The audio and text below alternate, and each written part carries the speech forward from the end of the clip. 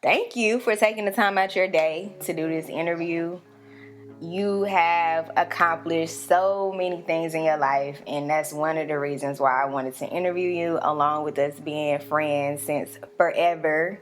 Forever. I appreciate it, no doubt. Yeah. So, what, we met in 2011?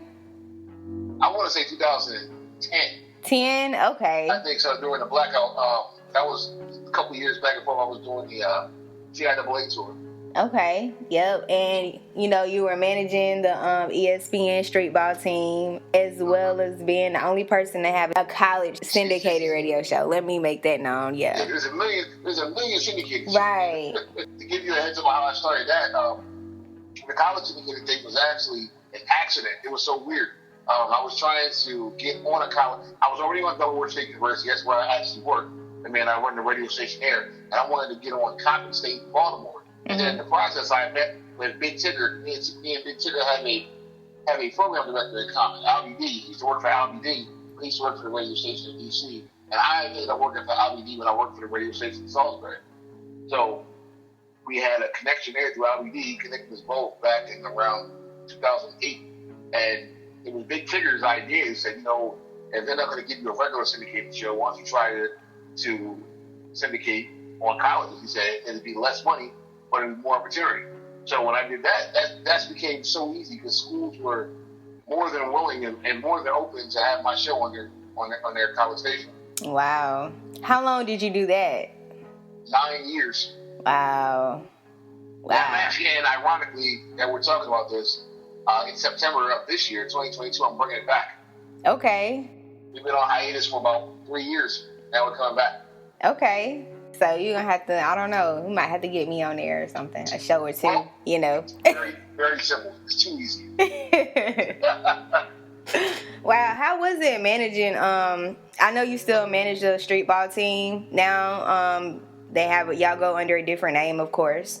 So how was that managing a group of guys and kind of keeping them focused while y'all are on the road traveling to do different tournaments and stuff like that? Man, sharing a passion. Like, we all have dreams. I mean, my basketball dreams are dead now. And after I got hurt, so I figured that since I excel in business, let's take that business to help those guys assume find their dreams in basketball. So with creating these tours and creating these opportunities for them, they get to live their dream of playing basketball and get paid for it.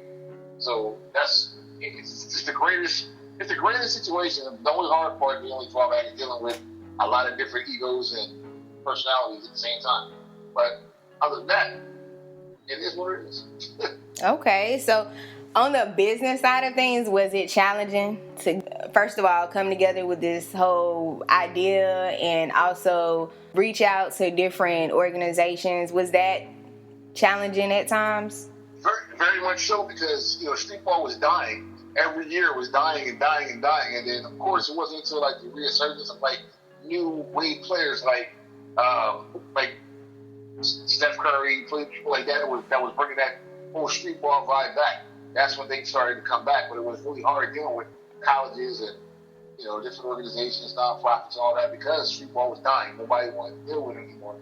After anyone walked away, it was like, we still do this. There's still courts all over the country where they do this all day long. So it's still an art form. It's still a culture that we should be working with, but it was hard to explain that to people who didn't understand it. Like, when you first got started, what is something that you've learned then that has kind of brought you to where you are now? Because now you're doing movies and, you're about to go back syndicated on the college station. So, like, what, it's been some time that's passed. What is one lesson that stands out to you the most that keeps you The one thing that I've learned is that you can't get to your destination when you stop walking, you stop moving. So if you don't stop, as long as you keep moving forward, you're going to get to where you got to get to.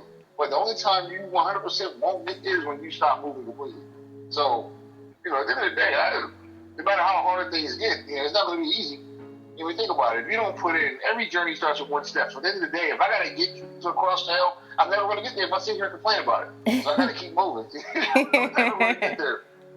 So, right.